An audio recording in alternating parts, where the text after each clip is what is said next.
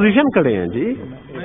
ترین صاحب آپ اس ہاؤس کے ماحول کو پلیز تشریف رکھیں. لیڈر آف دا اپوزیشن کھڑے ہیں جی. بسم اللہ الرحمن الرحیم. میں سب سے پہلے جو نو منتخب سینیٹرز اس ایوان میں آئے ہیں ان کو اپنی طرف سے دل کی عطا گہرائیوں سے مبارکباد پیش کرتا ہوں. سمجھتا ہوں کہ جو سینئر اراکین ہیں سینیٹرز ان کا بہت بڑا رول ہے یہاں اس سینٹ میں. میں ان کے رول پہ خراج تحسین بھی پیش کرتا ہوں اور توقع کرتا ہوں کہ جو نئے اراکین آئے ہیں وہ ان سے گائیڈنس بھی لیں گے, ان سے مستفید بھی ہوں گے. سینٹ کا ایوان میں سمجھتا ہوں کہ بہت امپورٹنٹ ایوان ہے. 73 کا جب کانسٹیٹیوشن بنا تھا, the founding father Zulfiqar Ali Bhutto انہوں نے احساس کیا کہ اس وقت یونی کیمرل سسٹم تھا, ایک ایوان تھا, صرف قومی اسمبلی تھا, اور اس وقت احساس مرومی چھوٹے صوبوں میں بہت زیادہ تھی, اور اس کو احساس محرومی کو دور کرنے کے لیے یہ ایوان جو تھا ایوان بالا اس کی تشکیل ہوئی 73 کا آئین میں. اور اس کی وجہ سے اگر یہ اقدام پہلے ہو جاتے جو احساس محرومی کا تھا, یہ فال آف ڈھاکہ نہ ہوتا, ملک 2 لاکھ نہ ہوتا. تو اس لیے اس کی امپورٹنس بہت زیادہ ہے. اور کچھ لوگوں کا یہ خیال تھا کہ اس کی امپورٹنس نہیں ہے, مگر ہمارے سینئر جو یہاں سینیٹرز ہیں ان کے رول سے, اور میں رضا ربانی صاحب کا بھی نام لوں گا کہ انہوں نے ادھر قومی اسمبلی میں بھی اور ادھر بھی enhancement of the powers of the Senate پر زور دیا, اور میں سمجھتا ہوں اس کو ہونا چاہیے. ایک جو یہاں لوگ سمجھتے ہیں کہ یہ جو سینیٹرز ہیں بڑی آسانی سے بن کر آ جاتے ہیں, اتنی آسانی نہیں ہے. یہ بڑا مشکل الیکشن ہے, اور چونکہ میں ساری زندگی ایم این اے کا الیکشن لڑتا رہا ہوں, اس لیے مجھے احساس نہیں تھا کہ سینٹ کا الیکشن جو ہے وہ کتنا مشکل ہے. اور آپ نے دیکھا ہوگا کہ جب تک میں وزیر اعظم رہا, اسپیکر قومی اسمبلی بھی رہا, 5 دفعہ وزیر بھی رہا, مجھے یہ احساس نہیں تھا کہ سینٹ کی سیٹ جو قومی اسمبلی کی ہے وہ کتنی امپورٹنٹ ہے. وہ ہمیشہ جو گورنمنٹ ان پاور ہوتی تھی وہ آٹومیٹیکلی وہ ان کے پاس چلی جاتی تھی. جب میں اس دفعہ الیکشن لڑا with the support of the P D M, تمام پولیٹیکل فورسز کے ساتھ, combined candidate of the P D M, اور میں نے دیکھا کہ ایک چائنیز سیئنگ ہے, when you climb a hill you see more hills to climb. اور درخواست دینے کے بعد جو الیکشن ہوا that was the mother of all election. تو اس لیے میں سمجھتا ہوں کہ وہ اتنے آسان الیکشنز نہیں ہیں. And the people were glued to the television کے رزلٹ کے لیے, اور آپ نے دیکھا کہ اس کا کتنا پہلی دفعہ پتہ چلا کہ یہ بھی الیکشن ہوتا ہے. اور اس دفعہ سینٹ میں یہ ایک ہم نے ویسٹ منسٹر سسٹم کے تحت آئے ہیں. Westminster system parliamentary form of government ہے. قائد اعظم محمد Ali Jinnah he always preferred the parliamentary form of government and he gave importance to the parliamentary system.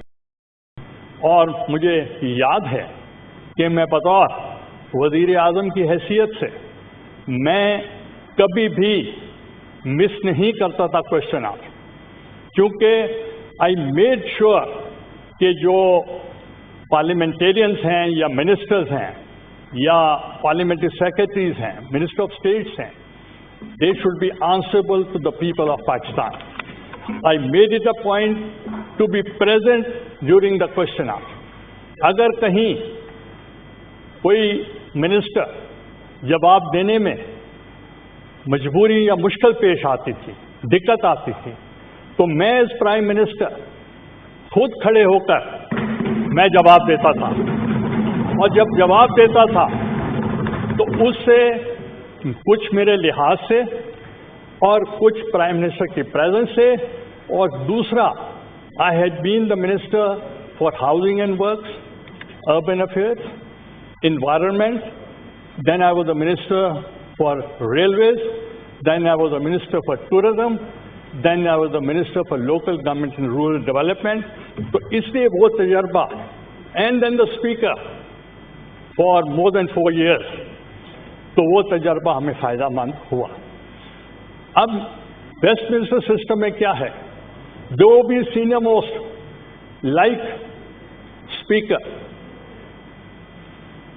میرے ساتھ اسپیکر تھی ہاؤس آف کامنس کی Lady Boothroyd, now she is a member of the House of Lords. اس لیے مجھے خوشی ہو رہی ہے کہ I have entered this house with a open heart, کہ میں اس ہاؤس میں انشاءاللہ I will carry everybody with me, I will carry the opposition with me.